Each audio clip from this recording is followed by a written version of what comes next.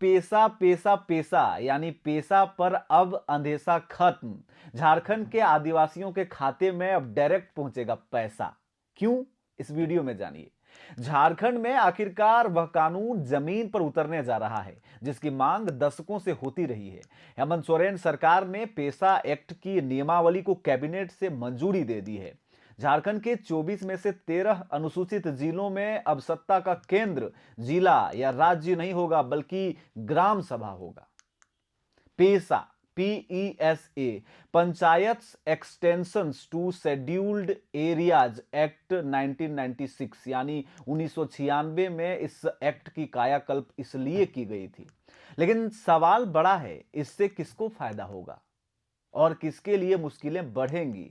किसके खाते में डायरेक्ट पैसा जाएगा या किन आदिवासियों को नुकसान होगा, यह जानना बहुत जरूरी है। चलिए तो आसान भाषा में आज समझेंगे कि पेशा कानून को मंजूरी मिलने के बाद अगर धरातल पर यह उतरती हैं तो किन किन को फायदा होगी, किन किन जिलों को डायरेक्ट इसका फायदा मिलेगा या उन जिलों में और भी नुकसान क्या उठाने पड़ सकते हैं। तो मेरा नाम है रवि भास्कर और आप देख रहे हैं ओंकार झारखंड। चलिए शुरू करते हैं। पेशा मतलब गांव अपने फैसले खुद लेगा। अब आदिवासी इलाकों में जमीन, जंगल, पानी और खनिज पर फैसला ग्राम सभा करेगी। किसी भी खनन या भूमि अधिग्रहण से पहले ग्राम सभा की सहमति जरूरी होगी, यानी कि आपको पूछना पड़ेगा। अगर आप भूमि अधिग्रहण करना चाहते हैं, कुछ नया चीज लागू करना चाहते हैं तो ग्राम सभा के मेंबर से आपको पूछना पड़ेगा। यानी बाहरी हस्तक्षेप एकदम खत्म, परंपराओं के अनुसार शासन चलेगा। पेशा कानून लागू होने से जो बेनिफिट्स होंगे वो डायरेक्ट मैं आपको बताऊंगा और पॉइंट टू पॉइंट बताऊंगा। तो चलिए सबसे पहले पहली बिंदु के बारे में आपको बताऊं तो असली सत्ता गांव के हाथों में आ जाएगी और अब विकास योजनाओं से लेकर संसाधनों के इस्तेमाल तक का अधिकार सिर्फ और सिर्फ ग्राम सभा को ही होगा। इससे क्या होगा कि आदिवासी समाज पहली बार अपने इलाके का मालिक खुद बनेगा। अब दूसरे बिंदु को समझा जाए। जमीन, जंगल, जल की सुरक्षा भी अब आदिवासियों के हाथों में ही होगा। लघु वन उपज, तालाब, जल स्रोत जैसे कि आप तालाब देखेंगे, जलाशय देखेंगे, डैम देखेंगे या 1 एकड़ से कम जल क्षेत्र पर, इन सब पर जो फैसला सुनाएगी वो ग्राम सभा ही सुनाएगी। इसका मतलब ये होगा कि अब जंगल कटेंगे नहीं बल्कि जंगल बचेंगे। तीसरा बिंदु को समझिए। पहले क्या होता था कि माइनिंग का सीधा प्रॉफिट सरकार को होती थी, राज्य सरकार उस पर नियम बनाती थी, केंद्र सरकार उस पर नियम बनाती थी और प्रॉफिट सीधे उनके रेवेन्यू को जाता था। लेकिन अब मसला गड़बड़ हो जाएगा। अब खनिज संपदा का पैसा गांव तक पहुंचेगा। जैसे डीएमएफटी फंड और अनुच्छेद 275(1) की राशि पर ग्राम सभा का निर्णय होगा। अब खादानों से निकलने वाला पैसा सिर्फ फाइलों में नहीं बल्कि गांव की सड़क, स्कूल, स्वास्थ्य व्यवस्था और वहां जो व्याप्त अव्यवस्थाएं हैं उस पर लागू किया जाएगा। यानी कि आपने सुना होगा कि बोकारो में डीएमएफटी फंड का किस तरह से दुरुपयोग किया गया, कैसे इस पर छीछा लेदर हुआ, अपने ही प्रशासनिक अधिकारियों ने गटक लिया। लेकिन भैया अब जब पैसा लागू होगा तो जो ग्राम सभा के मेंबर होंगे, गांव के लोग होंगे, वो सड़क बनाएंगे, स्कूल बनाएंगे और अपने ऊपर खर्चा करेंगे। चलिए चौथा बिंदु को समझिए। चौथा बिंदु बड़ा इंपॉर्टेंट है भैया। शराब पर ग्राम सभा का ब्रेक होगा, यानी कि क्लच जो होगा वो ग्राम सभा पर होगा कि शराब का ठेका कौन लेगा, कौन शराब बेचेगा, कहां पर शराब बिकेगा और कहां पर नहीं बिकेगा। इसका फैसला वहां के परिस्थिति के अनुसार ग्राम सभा के पास होगा। इससे बाहरी दबाव खत्म हो जाएगा और फायदा किसको होगा? वहां पर जो लोग होंगे, यानी कि जो मुफ्त में शराबखोरी है या जो नशीली पदार्थों का सेवन करते हैं जिससे परिवारों को नुकसान होगा, उस पर दबिश मिलेगी। देसी या विदेशी शराब की दुकान बिना ग्राम सभा की अनुमति का खुल ही नहीं सकेगा। इससे गांव में नशाखोरी घटेगी, घरेलू हिंसा और अपराध कम होंगे। तो इसका फायदा लोगों को मिलेगा। पांचवा बिंदु को इस तरह से समझिए। पहले क्या होता था कि अपराध होते थे, घर में छोटी मोटी लड़ाई हो गई या फिर गोतिया से झगड़ा हो गया या गांव में किसी से आपका झगड़ा हो गया, जमीन जायदाद का झगड़ा हो गया, तो लोग सीधे एफआईआर करते थे थाने को।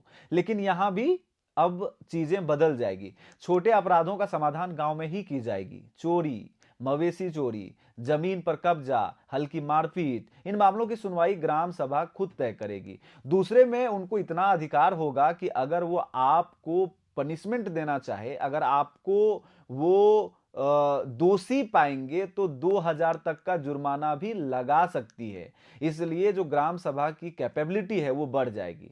तो इससे फायदा यह होगा कि पुलिस कोर्ट का बोझ घट जाएगा और त्वरित न्याय मिलने में संभावनाएं बढ़ जाएगी, यानी कि तुरंत न्याय मिलेगा। पहले न्याय व्यवस्था कितना जटिल था कि थाने जाइए, वहां से कोर्ट चले जाइए, कोर्ट में सुनवाई होगा, तब जाकर के साल 2 साल बाद आपके जमीन पर जो कब्जा किया गया है उसके बारे में निराकरण निकल पाता था। छठा बिंदु को इस तरह से समझिए, स्कूल और अस्पताल पर अब गांव वालों का ही पूर्णतः निगरानी होगा। अब ग्राम सभा पूछ सकेगी कि भैया शिक्षक क्यों नहीं आ रहे हैं स्कूल में, या कौन सा शिक्षक गायब है, या पढ़ाई क्यों नहीं हो रही है, वो स्कूल जाकर के इस बात को पूछ सकेंगे।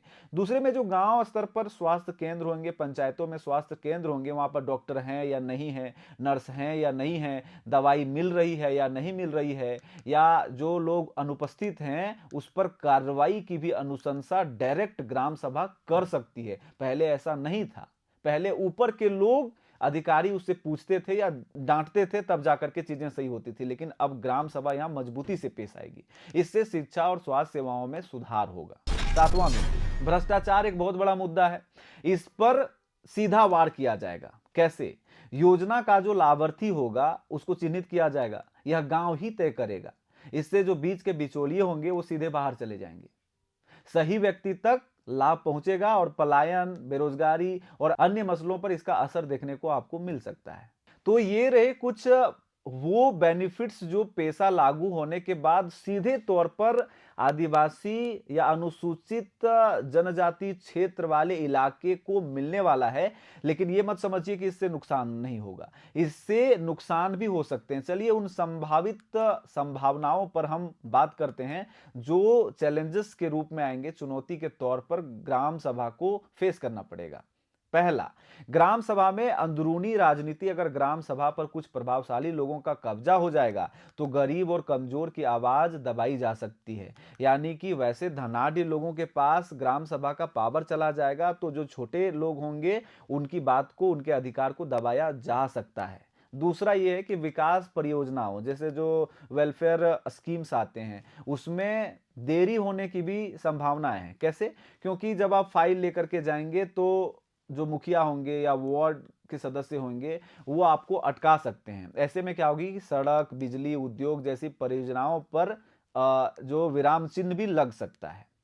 तीसरा जो नुकसान होगा ये होगा कि कानून व्यवस्था की जटिलता से आम लोगों को नुकसान होगा। जैसे कि चोरी हो गया, झगड़ा हो गया, इन सारे मसलों पर पुलिस और ग्राम सभा के अधिकारों की टकराहट हो सकती है। ये ऐसी भ्रम की स्थिति बन सकती है, जैसे गांव में झगड़ा हो गया तो वो पहले ग्राम सभा के मेंबर के पास जाएं, मुखिया के पास जाएं, पंचायत समिति के पास जाएं या सीधे थाने चले जाएं। इसमें कानून की जो टकराहट की संभावना है।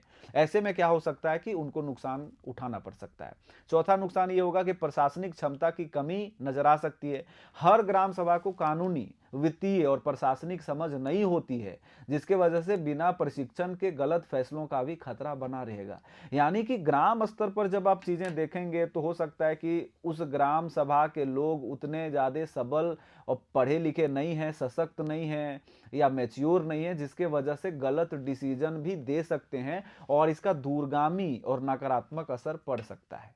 पांचवा एक जो जरूरी और सबसे अहम संभावना है नुकसान होने की, वो ये है कि जो बाहरी इन्वेस्टर हैं, जो निवेशक हैं, उस पर इसका सीधा असर पड़ सकता है। माइनिंग एरिया तो है झारखंड और उन तमाम क्षेत्रों में जहां पर ये प्रभावी है वहां पर माइनिंग बड़े स्तर पर होता है, तो खनन और उद्योगों के लिए सहमति प्रक्रिया कठिन हो सकती है। निवेशक झारखंड से दूरी बना सकते हैं क्योंकि जो समन्वय है, कोऑर्डिनेशन है, वो ठीक ठाक नहीं होने से ये चीजें पेचीदा हो सकती हैं।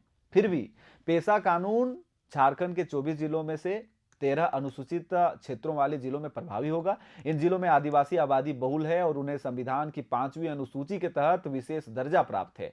जिन जिलों में पेशा कानून प्रभावी होगा उनमें से रांची, खूंटी, लोहरदगा, गुमला, सिमडेगा, लातेहार, पूर्वी सिंहभूम, पश्चिमी सिंहभूम, सरायकेला खरसावां, दुमका, जामताड़ा, साहिबगंज और पाकुड़ जिले शामिल हैं।